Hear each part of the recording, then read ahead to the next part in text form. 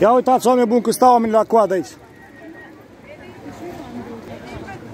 Ia uitați cum stau oamenii la coadă aici. Intră să sfințească locul, să pună mâna pe racla, îți dai seama? Și cu aceeași mână care pune, sfințește racla, pune mâna pe oase, cu aceeași mână își bate copiii. Cu aceeași gură care sărută racla, cu aceeași gură îl jură pe Dumnezeu. Și el e om creștin, îți dai seama? E om creștin. Suntem chiar în fața metropoliei, la Suceava, la Iași. Chiar aici, la Iași. În capitala Moldovei. Și aici sunt sute de oameni care stau acolo și așteaptă o speranță. Poate îl lasă boala, poate îl lasă necazul. Și așteaptă săracul om o speranță, caută că dacă ajunge acolo în față, se vor întâlni, toate problemele se rezolvă.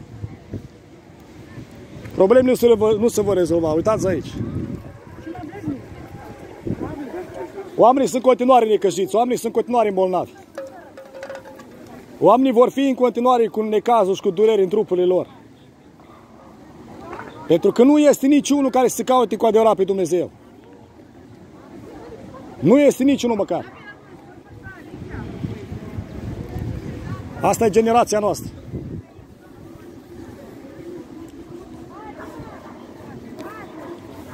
Ia uitați aici. Asta e generația noastră. Este foarte greu să vorbim cu oamenii pe stradă, să le spunem ceva.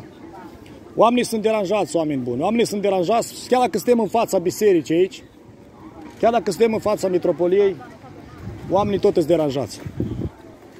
Ia uita, suntem la Iași, la metropolia Iași, la Biserica Mare. Oamenii s-au adunat aici, se bucură, oamenii sunt fericiți. Oamenii au speranță, să gândesc că dacă vor ajunge să sărute racla asta, lucrurile se vor schimba. Și suntem aici să le spunem la oameni adevărul.